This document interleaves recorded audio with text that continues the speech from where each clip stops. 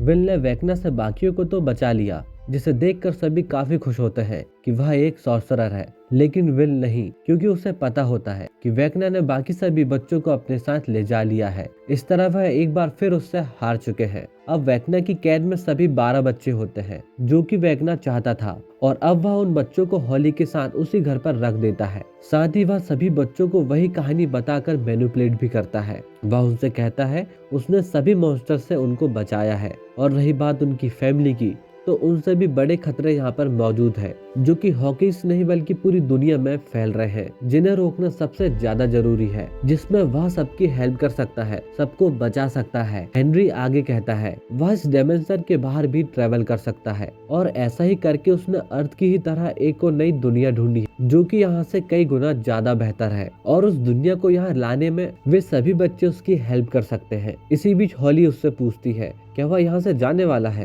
तब वह उसे बताता है नहीं, अब वह उनको छोड़कर कहीं नहीं जाएगा। और यह सुनकर हॉली डरने लगती है, क्योंकि उसे मैक्स से मिलने जाना था, ताकि वे लोग यहाँ से भागने का प्लान कर सके। इधर विल और बाकी सभी घायल लूकस के पास जाते हैं, जो कि अपनी 6 नवंबर की थ्योरी को लेकर काफी डरा होता है। तो वहीं जॉयस विल पर भरोसा जताते हुए अपनी पावर्स वेकना के अगेंस्ट यूज करने को कहती है, जिसे सुनकर विल को काफी अच्छा लगता है। एल और होप काली के साथ वहाँ से निकलकर डस्टिन की बताई लोकेशन पर पहुँचते हैं, पर वहाँ पर कोई नहीं होता, क्योंकि वे सभी वहाँ से निकलकर उस लैब तक पहुँच गए थे जहाँ पर कि इन सब की शुरुआत हुई थी। डस्टिन को लगता है वेकना ने ही इन सारी दीवारों को बनाया है, और इनका कोई ना कोई सोर्स तो जरूर होगा। तो वे लोग दो की टीम बनाकर उसी सोर्स को ढूंढने लगते हैं। इस तरफ सारे बच्चे घर में एंजॉय कर रहे होते हैं, पर हॉली काफी परेशान होती है, तो वह सबसे छिपकर मैक्स से मिलने निकल जाती है, और वह रात की सारी बातें मैक्स को बताती है। पर उसका पीछा करते हुए डेरेक वहाँ पहुँच जाता है और उनकी बातें सुन लेता है। और जैसा कि उसे वेक्ना की सारी कहानी पहले से ही पता थी, तो वे लोग यहाँ से भागने में उसकी हेल्प लेते हैं। वे सबसे पहले उसे वही मैप देते हैं जो कि मैक्स ने हॉली को दिया था, और उसे हेनरी का ध्यान भटकाने को कहते हैं, ताकि वे लोग आसानी से यहाँ से बाहर निकल सके।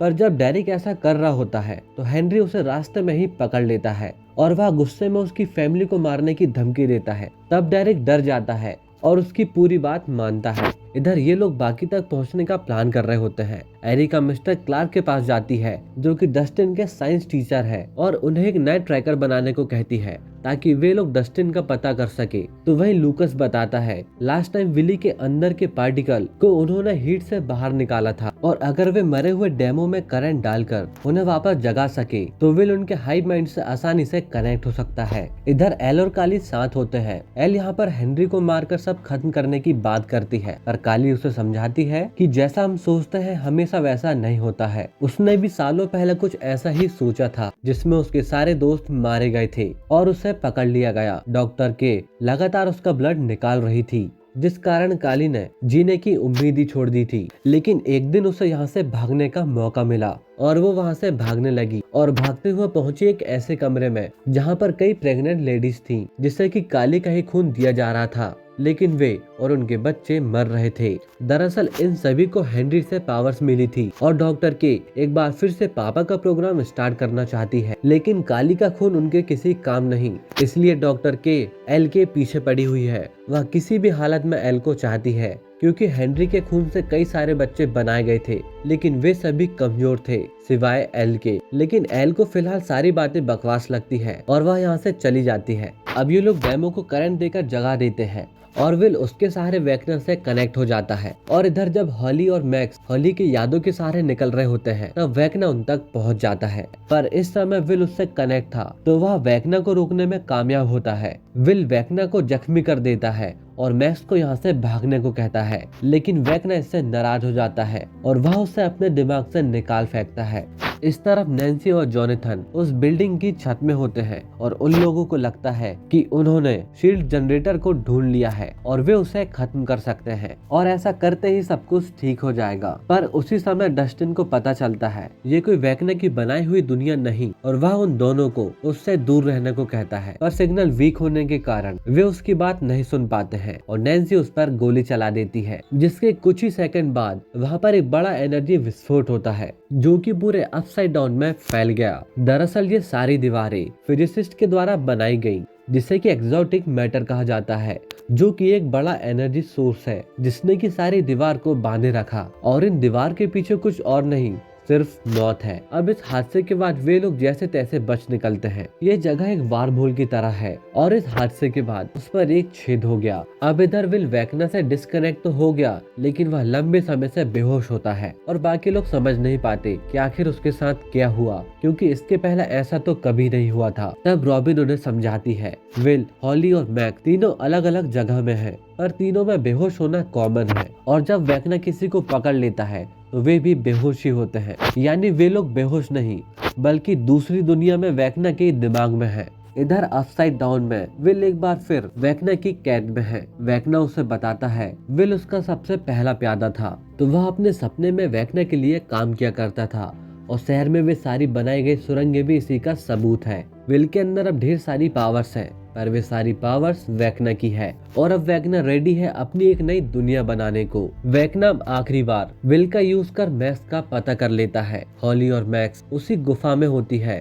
तब हॉली यहाँ से निकलने के लिए उस रेगिस्तान में ही आगे बढ़ती है। इधर एल और होप वापस आते हैं, लेकिन विल अभी भी बेहोश होता है। तब एल अपनी पावर्स के जरिए उसका पता करने की कोशिश करती है, पर वह उसका पता नहीं कर पाती है। हर बार वेकना उसकी नजरों से भाग जाता है। इधर रॉबिन और लूकस मैक्स से मिलने हॉस्पिटल पहुंचते हैं, जहां पर मिलिट्री रॉबिन को ढूंढ रही होती है। इधर हॉली को एक सीक्रेट टनल मिलती है और वे लोग हेनरी की एक याद में पहुंचते हैं, जहां पर एक डॉक्टर एक बच्चे पर गोली चला देता है, जो कि कोई और नहीं बल्कि हेनरी होता है। जिसके बाद वह बच्चा पत्थर से पीटकर उस डॉक्टर को मार डालता है, और यही हेनरी की वह भयानक याद है जहाँ पर हेनरी वापस नहीं आना चाहता है। इधर एल फिर से विल को ढूंढने की तैयारी में जुट जाती है और वह उसे ढूंढकर वेकना से आजाद कर देती है। तब विल उसे बताता है वेकना अब जल्द ही मैक्स को मारने वाला है, तो वे सभी उसे बचाने हॉस्पिटल की ओर भागने लगते हैं, जहाँ पर डेमो पहले ही मैक्स को ढूंढ रहे होते हैं, पर लूकस मैक्स को छिपाए रखता है। तभी हॉली की मदर उन डेमोस को मार देती है और सब लोग बच पाते हैं। अब हॉली और मैक्स के सामने वहाँ से निकलने का रास्ता होता है और दोनों वहाँ से निकल जाते हैं। कई दिनों बाद मैक्स अब असली दुनिया में अपनी आंखें खोलती है, जिसे देखकर सभी काफी खुश होते हैं। पर हॉली की आंखें खुलते ही वह खुद को वेकना की कैद में पाती है, जहाँ पर वेकना का असली शरीर और बाकी सभी बच्चे कैद हैं। ये देखकर हॉली डर जाती है और वहाँ से भागने लगती है, पर वेकना उसके पीछे होता है। तभी हॉली एक गेट के जरिए अपसाइड डाउन में कूद जाती है, ठीक उसी बिल्डिंग के ऊपर जिस बिल्डिंग में नैन्सी और बाकी सभी है। तभी वे लोग हॉली की आवाज सुनते हैं और वह सुनकर ऊपर की ओर भागते हैं। इधर मिस्टर क्लार्क एक ट्रैकर बनाकर डस्टिन का पता कर लेता है। वहीं विल एक बार फिर अपना आत्मविश्वास खो बैठता है कि वह वापस कभी लड़ भी पाएगा या नहीं। अब सभी पास की ही टनल के सहारे अपसाइड डाउन में घुस जाते हैं और डस्टिन को ढूंढ लेते हैं और वे हॉली के बारे में उनसे पूछते हैं।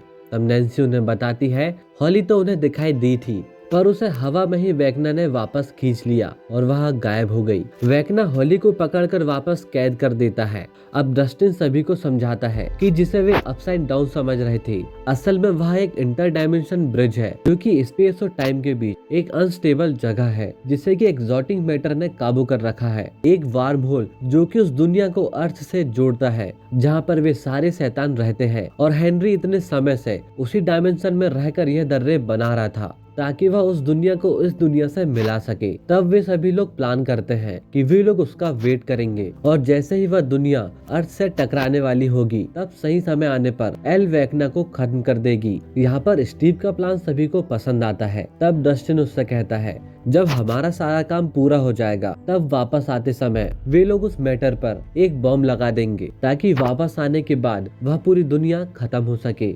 इधर हॉली को होश आता है और वह सभी को समझाने की कोशिश करती है कि हेनरी ने उन्हें यहाँ पर कैद पर रखा है, पर हेनरी पहले ही सभी बच्चों को अपनी झूठी कहानी बता चुका था, जिस कारण कोई भी उसकी बात पर विश्वास नहीं करता है। इवन जब से हेनरी ने डेरेक को धमकी दी, तब से वह भी उसकी बात मानने लगा। तभी हॉली सभी से लड़कर वहां से भागने की कोशिश करती है, लेकिन बाकी सारे बच्चे उसे मारकर वहीं पर रोक देते हैं। होप अब 11 को लेकर और भी ज्यादा चिंता करने लगा, क्योंकि वह अच्छे से समझ गया कि काली कुछ तो गड़बड़ करने वाली है। यही बात वह जॉयस को भी बताता है। अगर काली कुछ भी गड़बड़ करती है तो वह उसे मार देगा, क्योंकि वह किसी भी हालत में एल को तो नहीं खोना चाहता है। अब सभी आखिरी बार अपसाइड डाउन में जाने की तैयारी करते हैं। वहीं काली और एल आपस में बात कर रहे होते हैं। यहाँ पर एल इधर एल उस ब्रिज को उड़ाकर सब कुछ खत्म करने की बात करती है, लेकिन इसके बाद भी उन्हें छिपकर ही रहना होगा ताकि कोई भी उन तक न पहुंच सके। लेकिन ये एक्सपेरिमेंट यूं ही चलते रहेंगे क्योंकि डॉक्टर के की जगह कोई और ले लेगा और इस तरह ऐसा लगातार चलता रहेगा।